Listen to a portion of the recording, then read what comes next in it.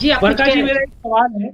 बरखा जी, यहाँ पर एक सवाल सबसे अहम उठता है कि काफी लोग जो अपने आप को बुद्धिजीवी मानते हैं, तर्क रख देते हैं कि देखिए इस देश में न्याय प्रणाली है, कुछ ना कुछ तो हुआ होगा तब संत आसाराम जी बापू को इन्होंने 9 साल से रखा है। बातें कर देते हैं कुछ ना कुछ तो हुआ होगा।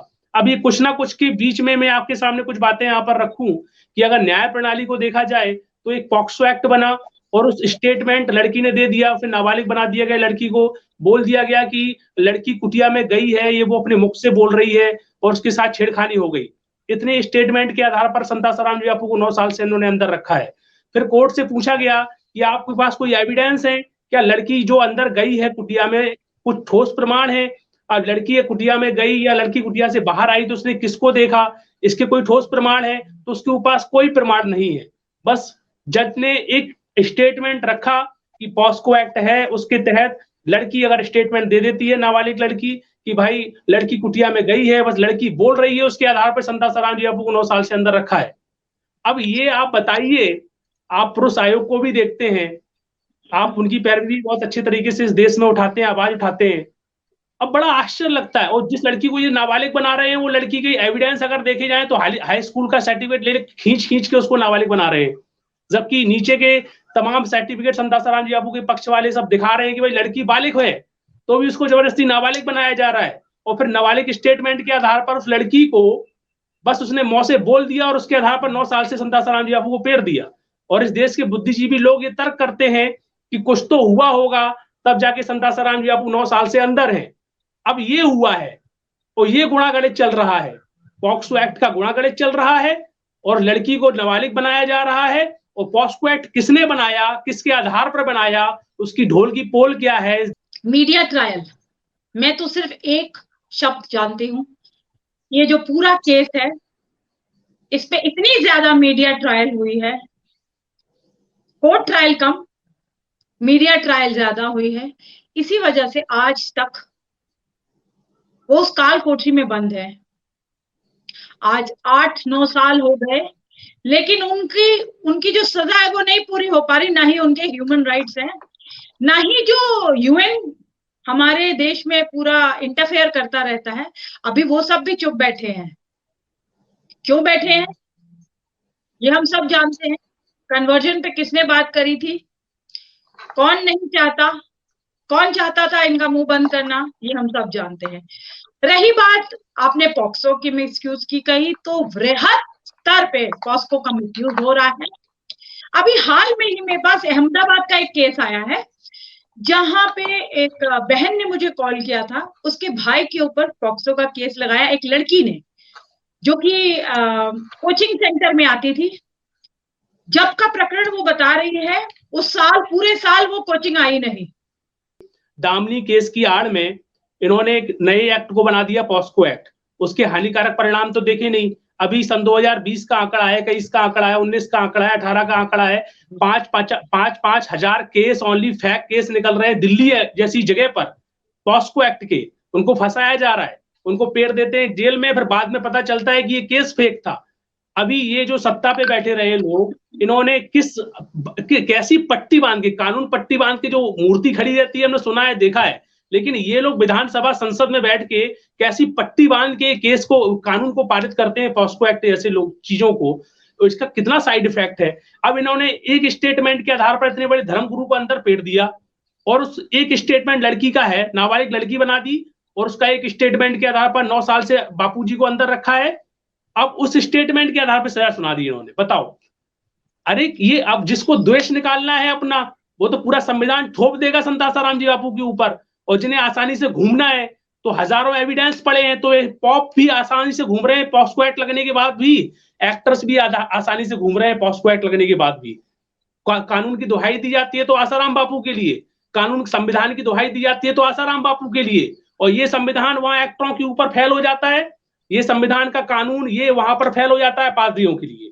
और इस देश की गवर्नमेंट सब देखती है आंखों से, और इस देश के प्रधानमंत्री, मुख्यमंत्री सब देखते हैं, और इस देश में बड़े बड़े सेलिब्रिटी जो कहीं से पैड हैं, वो भी सब आसानी से देखते हैं। दुर्भाग्य है वर्षा जी कि इस देश की स्ट्रीम मीडिया भी एक लफ्ज नहीं बोलती है, सत्य का पतन होते हुए देखती है, फिर भी एक लफ्ज नहीं बोलती है।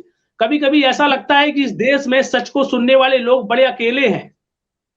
कभी आप भी अपने आप को अकेला महसूस करती होंगी जब ऐसे मुद्दों के सामने खड़े होते हैं। आज आप यहाँ हमसे आप बातचीत कर रही हैं तो आपके साथ वो स्ट्रीम मीडिया खड़ी नहीं होगी, और अगर आप ऐसे प्रकरण लेके आप स्ट्रीम मीडिया में बैठ भी जाओगे तो वहां पर आपको कोई प्लेटफॉर्म नहीं देगा बोलने के लिए। बोले बरखा जी। देखिए, ये बात बिल्कुल सत्य है कि एक्टर्स के लिए, इनके लिए उनकी लेपापोती में लगे रहते हैं। पर्लपुरी को 11 दिन के अंदर बेल मिल गई, पॉक्सो की धारा लगी थी, वहां पर भी पादरियों को बेल मिल जाती है, बॉलीवुड के दूसरे कलाकारों को बेल मिल जाती है, यहां तक कि संत परिवार से इतनी दुखद घटनाएं हुई हैं कि लोगों ने आत्महत्या कर ली। अभी कुछ दिन पहले ही जब कोविड बहुत ज्यादा चरम सीमा पे था, तो गायत्री परिवार के जो मुखिया हैं, उनके ऊपर भी ऐसा ही 10 साल पुराना मीटू समझ लीजिए, सेक्सुअल मोलेस्टेशन समझ लीजिए, रेप का केस एक लड़की ने डाल दिया 10 साल पुराना। इतना डर, इतना खौफ इस चीज का है। और सिक्के का दूसरा पहलू, कोई सुनना ही नहीं चाहता, कोई समझना ही नहीं चाहता। और जब धर्मगुरु का मामला आता है तो बस इनको एक तरीका मिल जाता है कि धर्मगुरु के नाम पर हिंदूज को बदनाम करो, उनकी बैशिंग करो, उनको कोसो, पूरी हिंदू जाति के ऊपर आरोप लगाओ, ये सब बलात्कारी बना दो उनको। तो इनको ये जो हमारे जो बुद्धिजीवी हैं कई, उनको इसमें भी बहुत मजा आता है, इसीलिए लगातार निरंतर वो इस काम को करते रहते हैं, जो कि बहुत बहुत गलत है। इसके दूरगामी परिणाम जो है बहुत घातक सिद्ध होंगे।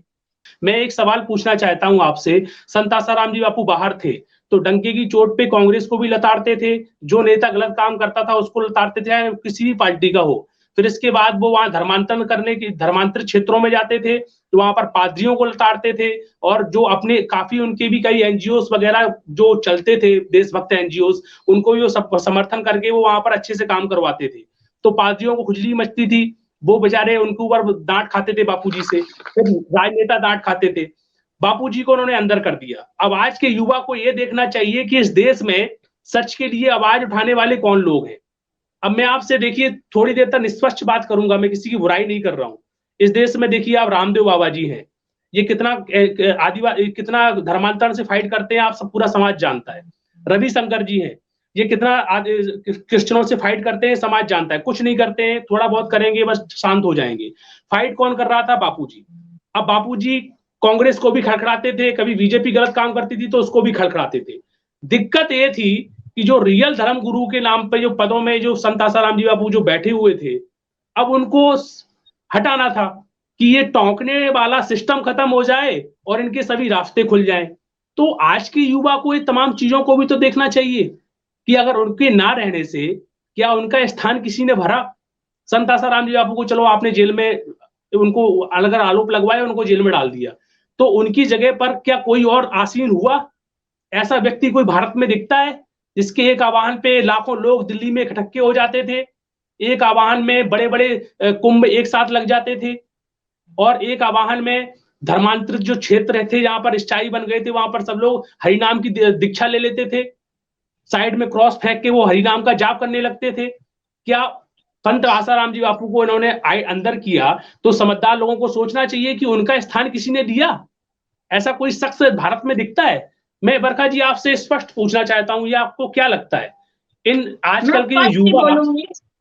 मैं स्पष्ट ही बोलूंगी, शायद आपको ना अच्छा लगे। जी बताइए। नरेटिव बदलना आप लोगों का काम है। लाखों लोग तब इकट्ठे हो सकते थे, तो अब क्यों नहीं हो जाते? आप इकट्ठे हो जाओ। आपको मेरी बात समझ नहीं आई शायद। लेकिन 9 साल से जो रौंदा गया सिस्टमैटिक तरीके से आंदोलन थे, उनमें लाठियां चलाई गई, उनको जबरदस्ती प्रताड़ित भी कई बार तो आश्रम में घुस के 2-2 आश्रम वासियों को चोटी पकड़ पकड़ के मारा गया, और फिर जहां धरना प्रदर्शन हुए वहां भी लाठी घूसे खाए। तो और भी संगठनों का भी तो दायित्व होता है ना बरखा जी इस देश में, और संगठन सबका दायित्व होता है, सबका दायित्व होता है, लेकिन मीडिया ने इतना नैरेटिव सेट कर दिया है। उस टाइम का जो नैरेटिव सेट हुआ है वो आज भी युवा उस नैरेटिव को ही मानता है। अब अगर आपको नैरेटिव चेंज करना है तो आप सड़कों पे क्यों नहीं? वो लाखों लोग जो तब इकट्ठे होते थे वो आज क्यों नहीं होते, आज क्यों नहीं बताते? आप अलग अलग जगहों पे इस बात को रखो। और ऐसा कोई पहला केस नहीं है, ऐसे बहुत हजारों पुरुष हैं, लाखों पुरुष हैं जो जेल में सड़ रहे हैं, झूठे केसेस, फर्जी केसेस, चाहे वो पॉक्सो का केस हो, चाहे रेप का हो, चाहे मोलेस्टेशन का हो, ऐसे तमाम केसेस में दहेज कानून का दुरुपयोग, ऐसे तमाम पुरुष हैं, लाखों। विष्णु तिवारी को देख लीजिए जो यूपी के थे, 20 साल वो जेल में रहे, 20 साल।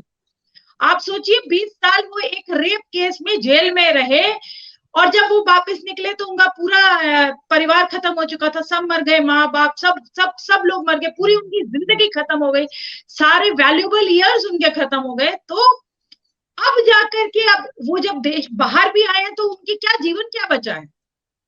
कुछ भी नहीं बचा। बरखा जी, मैं एक सवाल आपसे थोड़ा सा पूछना चाहूंगा कि बरखा जी देखिए 20 साल तक विष्णु तिवारी जी का मैटर रहा, यहाँ पर 9 साल से आसाराम बापू का मैटर है।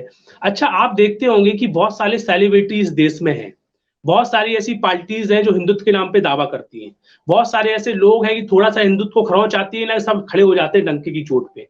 इस देश में आरएसएस विश्व हिंदू परिषद भी काम कर रहा है। इन लोगों को सब पता है, संत आसाराम जी बापू की सब चीजें। तो कहीं ना कहीं चलिए उनके शिष्य लोग लाठी घूंसा खाते रहे और उनको एकत्रित होना चाहिए, इस बात को मैं मानता हूं, और उनको और लाठी घूंसा खाना चाहिए क्योंकि उनका कर्तव्य भी है लाठी घूंसा खाने का। लेकिन उसके साथ साथ इतनी बड़ी जो हिंदुत्व के नाम पर जो ठेका लेके घूमते हैं समाज में, एक भाई के ऊपर जब इतना खुला अत्याचार होता है, इनके संत के ऊपर इतना अत्याचार होता है कि इन लोगों की जवाबदारी नहीं बनती। 20,000 ऐसे संगठन है इस देश में जो हिंदुत्व के नाम पर रोटी खा रहे हैं। आसाराम बापू के तमाम लोगों को तो लाठी घूंसा खाना चाहिए क्योंकि उनके गुरु जी अंदर है, उनको तो खाना ही चाहिए। लेकिन इन लोगों को क्या वहां पर पलंग में बैठ के रोटियां तोड़नी चाहिए? क्या इन लोगों की भी खुजली नहीं? इनको कभी ऐसा नहीं लगता है कि एक हमारे धर्म गुरु या फिर कोई एक निर्दोष के ऊपर अत्याचार हो रहा है? अरे विष्णु तिवारी भी गया तो कभी क्या इन लोगों के खुजली मची? आज पूरे देश भर में इनके संगठन है, 20,000 ऐसे एनजीओ हैं जो डंके की चोट पे हिंदुत्व के नाम पर रोटियां खा रहे हैं। बरखा जी देखिए, सबको संगठित रूप से आगे आना चाहिए, इसमें कोई दो राय नहीं है। मैं ऐसा नहीं कह रही हूँ कि जो शिष्य है वो कोई लाठी खाए, वायलेंस तो कहीं पे भी नहीं होनी चाहिए, लेकिन बाकी संगठनों को भी आगे आना चाहिए। लेकिन वही है, सब लोग अपनी अपनी भली सोचते हैं, दूसरे के लिए कोई सोचता ही नहीं। वो सोचते हैं कि मेरे साथ जब होगा तब मैं सोचूंगा, दूसरे के साथ हो रहा है कोई बात नहीं, मैं चुप रहूंगा, मैं कुछ नहीं बोलूंगा, मैं सिर्फ जो हिंदुत्व के नाम पर जो मुझे मलाई मिल रही है मैं बस वो खाऊंगा।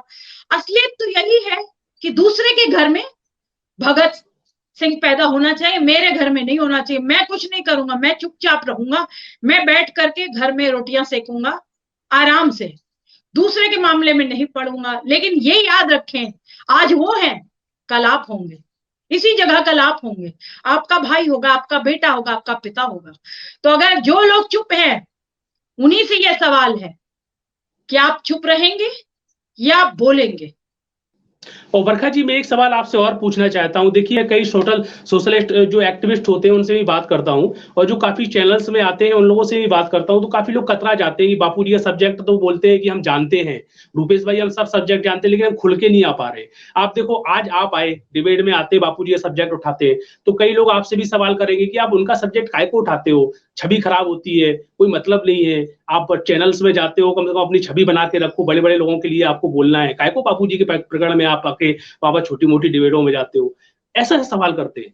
मतलब कई सेलिब्रिटियों को हो चुका है जी, हाँ, ये सवाल हजारों बार पहले हो चुका है, मुझे बहुत मना किया जाता है, बट मुझे नहीं समझ आ रहा कि मैं जो कोर्ट की वर्डिक्ट आई है, मैं उसके बारे में तो मैं कुछ कोर्ट की तो चैलेंज नहीं कर सकती, मैं इतनी बड़ी तो हूं नहीं।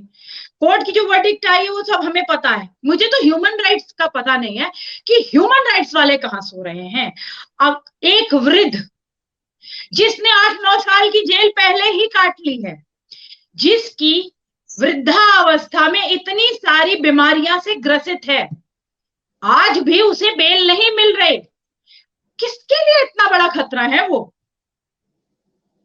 बड़ा सवाल तो ये है, ह्यूमन राइट्स वालों को जगाना पड़ेगा।